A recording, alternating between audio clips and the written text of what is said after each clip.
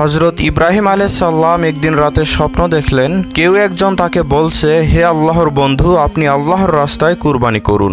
নবীদের প্রতি স্বপ্নের আদেশ ওহীর সমতুল্য। তাই হজরত ইব্রাহিম আলাইহিস সালাম স্বপ্নে কুরবানির আদেশ পেয়ে অস্থির হয়ে উঠলেন। অনেক চিন্তা ভাবনা করে তিনি উট কুরবানি করে দিলেন।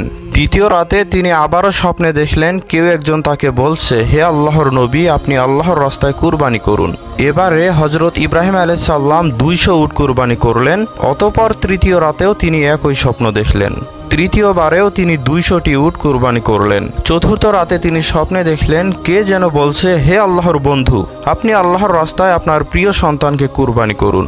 এবার স্বপ্ন দেখে তিনি হতভম্ব হয়ে গেলেন। তিনি বুঝতে পারলেন তার প্রিয় সন্তান হজরত ইসমাইল আলাইহিস সালামকে চাওয়া হচ্ছে, কিন্তু তার ছেলে ইসমাইল তার নির্বাসিত মায়ের কাছে থাকে। ইব্রাহিম আলাইহিস সালাম তাদের সঙ্গে তেমন কোনো সম্পর্ক পর্যন্ত রাখেন না, কারণ তিনি আল্লাহ তাআলার আদেশে বিবি হাজেরা ও শিশুপুত্র ইসমাইলকে অনেক আগেই মক্কায় একাকী রেখে এসেছিলেন। এ অবস্থায় তিনি কিভাবে এই আদেশ কার্যকর করবেন, এই কথা ভেবে তিনি অস্থির হয়ে উঠলেন। ভোরবেলায় নবী তার অন্য স্ত্রী বিবি সারার সাথে তার স্বপ্নের সকল কথা আলোচনা করলেন। বিবি সারা ইসমাইল আলাইহিস সালামকে অতি সত্বর স্বপ্নের আদেশ কার্যকর করার জন্য বিশেষভাবে অনুরোধ করলেন। হজরত ইব্রাহিম আলাইহিস সালাম অত্যন্ত ভারাক্রান্ত হৃদয় নিয়ে মক্কার পথে রওনা দিলেন। সঙ্গে করে একখানা ছুরি ও কিছু রশি নিয়ে তিনি মক্কায় পৌঁছে বিবি হাজেরার বাসস্থানে গিয়ে উঠলেন। সেখানে কিছু সময় বিশ্রাম নিয়ে হাজেরাকে বললেন, তুমি ইসমাইলকে ভালো পোশাক পরিয়ে আতর গোলাপ লাগিয়ে উত্তম রূপে সাজিয়ে দাও। ইসমাইলকে আমি এক দাওয়াতে নিয়ে যাব। অনেক দিন যোগাযোগ না থাকার পরে পিতা পুত্রের নতুন করে গভীর সম্পর্ক হতে যাচ্ছে। এটা দেখে হাজেরা খুশি হলেন এবং পুত্র ইসমাইলকে ভালো করে সাজিয়ে দিলেন। হজরত ইসমাইল আলাইহিস সালামের বয়স ছিল তখন 13 অথবা 14 বছর। দেখতে ফুটফুটে সুন্দর এবং মায়াবী চেহারা ছিল তার। হজরত ইব্রাহিম আলাইহিস সালাম পুত্রকে নিয়ে রওনা হলেন। ইতোমধ্যেই শয়তান এসে বিবি হাজেরাকে বলতে থাকলো, তোমার পুত্র ইসমাইল কোথায় গেছে? বিবি হাজেরা তখন বললেন তার পিতার সঙ্গে একটি জায়গায় দাওয়াতে গিয়েছে। শয়তান বলল, এটা মিথ্যা কথা, তোমার স্বামী পুত্রকে কুরবানি করার জন্য আল্লাহ তাআলার কাছে আদেশ পেয়েছেন, সেজন্য ইসমাইলকে কুরবানি করার জন্য একটা নির্জন স্থানে নিয়ে যাচ্ছেন।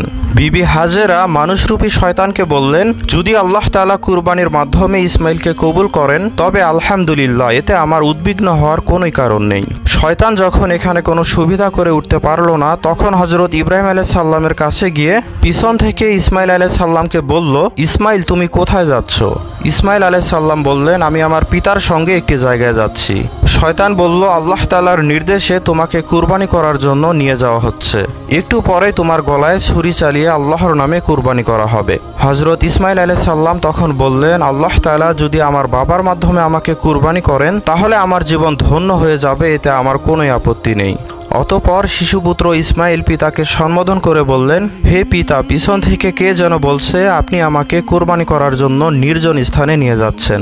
তখন হজরত ইব্রাহিম আলাইহিস সালাম বললেন, শয়তান তোমার সাথে প্রতারণা করছে, তুমি শয়তানের প্রতি 7 খণ্ড পাথর নিক্ষেপ করো। তো হজরত ইসমাইল আলাইহিস সালাম পিতার আদেশ পেয়ে 7 খণ্ড পাথর নিক্ষেপ করলেন। এতে শয়তান দূরে সরে গেল।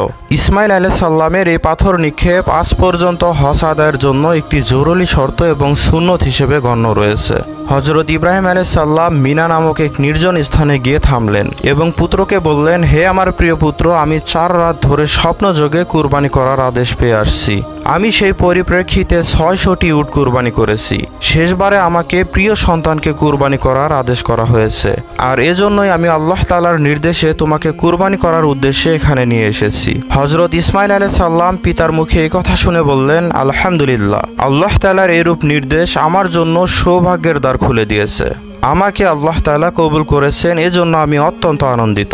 আপনি এই কাজটি সমাধান করার ক্ষেত্রে আমাকে ধৈর্যশীলদের অন্তর্ভুক্ত হিসেবে দেখতে পাবেন। আপনি আর বিলম্ব না করে আল্লাহ তাআলার আদেশ অনুসারে কাজ আরম্ভ করুন। হজরত ইব্রাহিম আলাইহিস সালাম বললেন, এটা আমি কিভাবে সমাধান করব?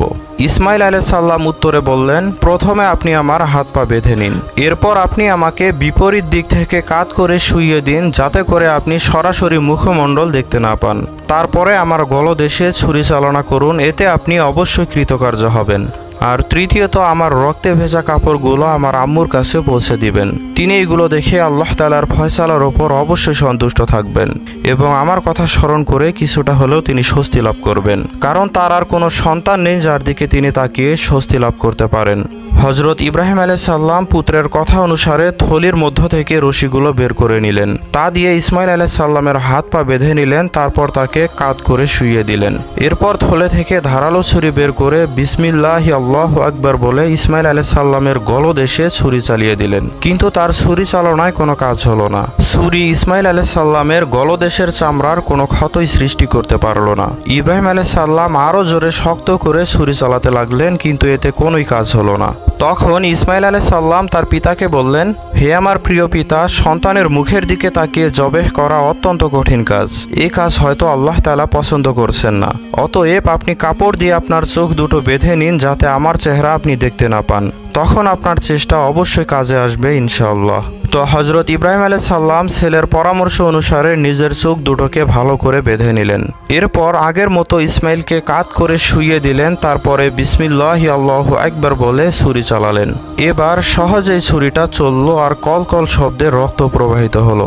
আল্লাহ তাআলা তার নবীর শেষ পরীক্ষায় সফলতা দেখে সন্তুষ্ট হলেন, যার পরিণামে আল্লাহ তাআলা হজরত জিবরাইল আলাইহিস সালাম মারফত বেহেশত থেকে আনা একটি দুম্বাকে জবেহের মুহূর্তে ইসমাইল আলাইহিস সালামের স্থলে শুইয়ে দিলেন এবং ইসমাইল আলাইহিস সালামকে একটু দূরে দাঁড় করিয়ে রাখলেন, যার কারণে ইসমাইল আলাইহিস সালাম কুরবানি না হয়ে সেই দুম্বাটি কুরবানি হয়ে গেল, যার সামান্য লেশমাত্র বোঝা ইব্রাহিম আলাইহিস সালামের পক্ষে সম্ভব হয়নি। ইব্রাহিম আলাইহিস সালাম ভাবলেন তার ছেলেই হয়তো কুরবানি হয়ে গিয়েছে, কারণ তখনও তার চোখ বাঁধা ছিল। হজরত ইব্রাহিম আলাইহিস সালাম জবেহের কাজ সুষ্ঠুভাবে সম্পূর্ণ হয়েছে ভেবে আলহামদুলিল্লাহ পাঠ করলেন। এরপর নিজের চোখের কাপড় খুলে ফেললেন। তারপর তিনি যা দেখলেন তা নিজের চোখে বিশ্বাস করতে পারছিলেন না। তিনি দেখতে পেলেন তার ছেলের স্থলে একটি দুম্বা কুরবানি হয়ে পড়ে আছে। তাই তিনি একবার চোখ দুটো হাত দিয়ে মুছে চতুর্দিকে তাকালেন। বাস্তব দৃশ্য ভালোভাবে দেখে তিনি কিছুক্ষণ নিস্তব্ধ হয়ে দাঁড়িয়ে রইলেন। তিনি বুঝতে পেরেছিলেন আল্লাহ তাআলা তার পরীক্ষা নিয়েছেন এবং তিনি সেই পরীক্ষায় উত্তীর্ণ হয়ে গিয়েছেন। হজরত ইসমাইল আলাইহিস সালামও তখন নির্বাক হয়ে পিতার দিকে তাকিয়ে রইলেন। একটু পর পিতা পুত্রের কাছে গিয়ে বুকে জড়িয়ে ধরলেন এবং দুই চোখের পানি ছেড়ে কান্না করতে থাকলেন। অতঃপর পিতা এবং পুত্র একত্রিত হয়ে শুকরানা নামাজ আদায় করার জন্য দাঁড়িয়ে গেলেন। অতঃপর জিবরাইল আলাইহিস সালাম ইব্রাহিম আলাইহিস সালামের নিকট এসে বললেন, হে আল্লাহর বন্ধু, আল্লাহ তাআলা আপনাকে সালাম প্রেরণ করেছেন এবং আল্লাহ তাআলা নবীকে লক্ষ্য করে আরও বলেছেন, হে ইব্রাহিম, তুমি আল্লাহ তাআলার উদ্দেশ্যে তোমার স্বপ্নকে বাস্তবায়িত করেছো। নিঃসন্দেহে এটা ছিল একটা মহাপরীক্ষা। আমি এভাবেই আমার সৎ এবং উদার বান্দাদেরকে পুরস্কৃত করে থাকি। আমি সন্তান কোরবানির ক্ষেত্র বদল করে পশু কোরবানির দ্বারা পুরস্কৃত করেছি। এক্ষেত্রে আরও যা দেবার তা অবশ্যই পরকালের জন্য রইল। তো হজরত ইব্রাহিম আলাইহিস সালাম এই সুসংবাদ শুনে অত্যন্ত খুশি হলেন এবং আল্লাহ তাআলার দরবারে শুকরিয়া আদায় করলেন। অতঃপর তিনি ইসমাইল আলাইহিস সালামকে সাথে নিয়ে বিবি হাজেরার কাছে চলে গেলেন। সেখানে গিয়ে হাজেরাকে সমস্ত ঘটনা খুলে বললেন এবং হাজেরা আলাইহিস সালামও আল্লাহ তাআলার শুকরিয়া আদায় করলেন। আর তখন থেকেই শুরু হয়ে গেল পশু কোরবানি করার মহামান্বিত একটি অধ্যায়, যা কিয়ামত পর্যন্ত মুসলমানেরা ঈদুল আজহাতে পশু কোরবানি করে আল্লাহ তাআলার রাস্তায় ইব্রাহিম আলাইহিস সালামের মতো ত্যাগ স্বীকার করবেন, যাতে করে আল্লাহ তাআলা পরীক্ষা করে দেখবেন যে আমার ধনী বান্দাদের মধ্য থেকে কোন কোন বান্দারা আল্লাহর রাস্তায় অর্থ দিয়ে কোরবানি করে। মহান আল্লাহ তাআলা সামর্থ্যবান সকল পরিবারকে কোরবানি করার মন মানসিকতা দান করুন এবং ইব্রাহিম আলাইহিস সালামের মতো আমরা যেন আল্লাহ তাআলাকে সন্তুষ্ট করতে পারি সেই তৌফিক দান করুন। বিশেষভাবে উল্লেখ্য যে কুরবানি তাদের জন্যই ওয়াজিব যাদের ঘরে যাকাত দেওয়ার মতো সামর্থ্য থাকে, অর্থাৎ 7.5 ভরি স্বর্ণ বা সেই পরিমাণ অর্থ যদি আপনার কাছে জমা থাকে তাহলে অবশ্যই আপনাকে কুরবানি দিতে হবে। আপনাদের সকলেরই ঈদ অনেক ভালো কাটুক সেই কামনা করেই আজকের ভিডিও শেষ করছি।